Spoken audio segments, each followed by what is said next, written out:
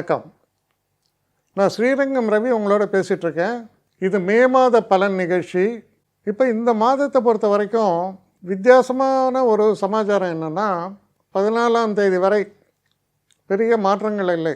12ஆம் தேதி அன்றைக்கி செவ்வாய் மட்டும் மீன ராசியிலிருந்து மேஷ ராசிக்குள்ளே வரார். இந்த 15ஆம் தேதி நிறையா கிரகங்கள் மாற்றம் பெறுகின்றன.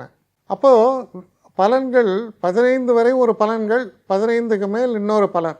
15ஆம் தேதி சூரியன் ரிஷபத்துக்குள்ளே வரார்.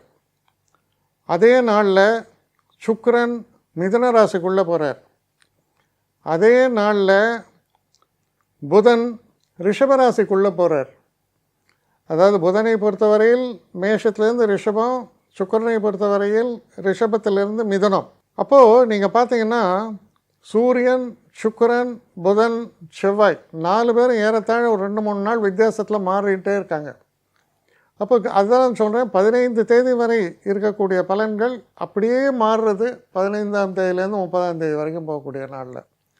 ஸோ 2 பகுதிகளாக இருப்பதால் நான் ஒவ்வொரு ராசிக்கும் சொல்லக்கூடிய அந்த பலன்லேயும் 2 பகுதிகளாக இதை நான் பிரித்து சொல்கிறேன்.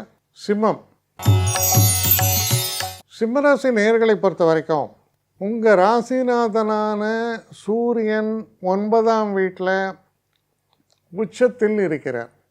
மனசில் செல்ஃப் எஸ்டீம் சொல்லுவோம், எனக்கு நிகர் நானே அப்படின்னு சொல்கிற அளவுக்கு ஒரு தைரியம் எல்லாம் இருக்கு.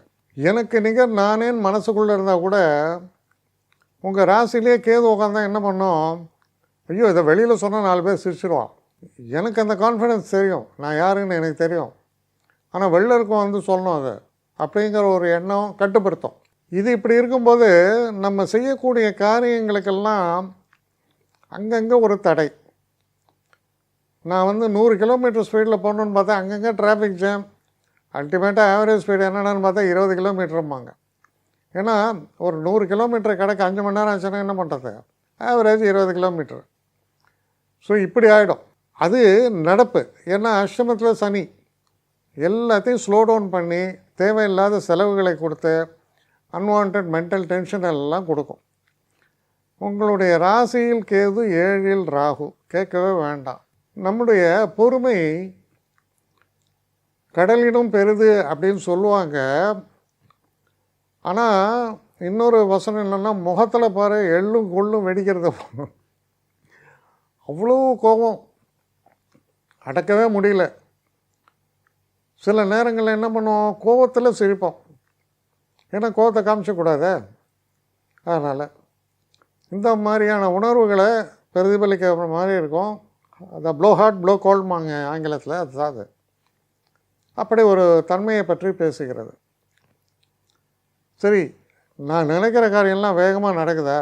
நம்ம நினைக்கிற ஸ்பீடில் நடக்காது. சொல்லுவாங்க அப்படியே போட்டு புல்டோசிங்பாங்க. புல்டோசிங்னால் ஒரு புல்டோசரை வச்சு தள்ளுற மாதிரி. அந்த மாதிரி ஒவ்வொரு காரியமும் நடக்கும். அது ஸ்பீடில் போகலாம் நம்ம எதிர்பார்க்க முடியாது. ஆனால் நம்ம அதிகமான முயற்சிகளை தர வேண்டிய ஒரு சூழல். இதெல்லாம் இப்படி இருக்குது. 12ஆம் தேதிக்கு அப்புறம் நீங்கள் பண்ணக்கூடிய எஃபோர்ட்ஸில் நல்ல ஒரு பாசிட்டிவ் ரிசல்ட்டை பார்க்க முடியும். அன்னிலேருந்து தொடக்கம். ஏன்னா செவ்வாயும் சனியும் போய் 8ல் உட்காந்துட்டாங்க. அது எப்படின்னா ஒரு பாறாங்கல்ல போய் முட்டிக்கிற மாதிரி. செவ்வாய் 9ஆம் வீட்டுக்கு வந்தால் அந்த பாறாங்களை இலகி விடுகிறது. அட்லீஸ்ட் கிராக்காவது விட்டுரும். உங்களுக்கு பிரேக் த்ரூ கிடைக்கும், கொஞ்சம் பெட்டராக இருக்குது. 15ஆம் தேதி எடுத்திங்கன்னு வைங்க, நிறைய மாற்றங்கள். ஏன்னா சூரியன் 10ஆம் வீட்டுக்குள்ளே வர ஸ்தான பலம், எடுத்த செயலில் வெற்றிக்கான வழி தொடக்கம். அப்போது இதில் பாருங்கள், stage by stage. First 2 weeks, almost 2 weeks நிறைய முயற்சிகள், சொற்ப பலன். அதற்கப்புறம் என்ன நடக்கிறது, பிரச்சனைகளில் இருந்து வெளிவரக்கூடிய உங்களுடைய முயற்சிகள் நல்ல பலனை கொடுத்து தைரியத்தை தரும். அப்போ ப்ராக்ரெசிவாக வர ஆரம்பிங்க. என்னோடய எஃபர்ட்ஸுக்கு இப்போ தான் நான் சக்ஸஸ் பார்த்தேன் அப்படின்னு. அதே நேரத்தில் பாருங்கள், 2க்கு உடைய புதன் 2க்கும் 11க்கும் உடைய புதன் 10ஆம் வீட்டு தொழில் ஸ்தானத்தில் சூரியன் புதன் எல்லாம் வராங்க. சுக்கிரன் 11ஆம் வீட்டுக்கு வருகிறார். புதனும் சுக்கிரனும் பரிவர்த்தனை யோகம். இதெல்லாம் வச்சு பார்க்கும்போது என்னாகும், என்டையர் கம்ப்ளெக்ஷன் சேஞ்சஸ், நிலையே மாறும். வெற்றி வாய்ப்புகள் என்பதற்கான வழி புலப்படுகிறது, கதவு திறக்கிறது. சொல்லுவோம் ஒரு பாட்டில் வருமா, கதவு திறந்ததா காட்சி கிடைத்ததான்னு. அதான் காட்சி, தெய்வத்தை பார்க்குற காட்சி. திருப்பதி போனீங்கன்னா காலைல இந்த சுப்பிரபாத தரிசனம் அப்படி திறப்பாங்க, திறந்தோன்னா பகவான் தெரிவார். அது போல தான் உங்கள் நிலைமையும். அப்போது ஃபஸ்ட்டு 2 வீக்ஸ் ஒன்றும் பெருசாக இல்லை, இன்னும் கேட்டால் frustration. 3rd week the things are on the move. 4th week total success. எல்லாமே மாறத் தொடங்குகிறது. அவ்வளோ சிறப்பாக இருக்கிறது. அதனால் தைரியம், தன்னம்பிக்கை, பொறுமை, இது 3 ரொம்ப ரொம்ப அவசியம் இந்த மாதத்தை பொறுத்தவரையில். நிச்சயமான முன்னேற்றத்தை நீங்கள் காணப்போகிறீர்கள். ஆனால் சற்று பொறுமையும் நிதானமும் தான் கீ வேர்ட்ஸு.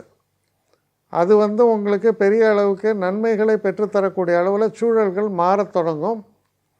அதனால் வெற்றி வாய்ப்பை நோக்கி உங்களால் பயணிக்க முடியும். இதுதான் தாரக மந்திரம்.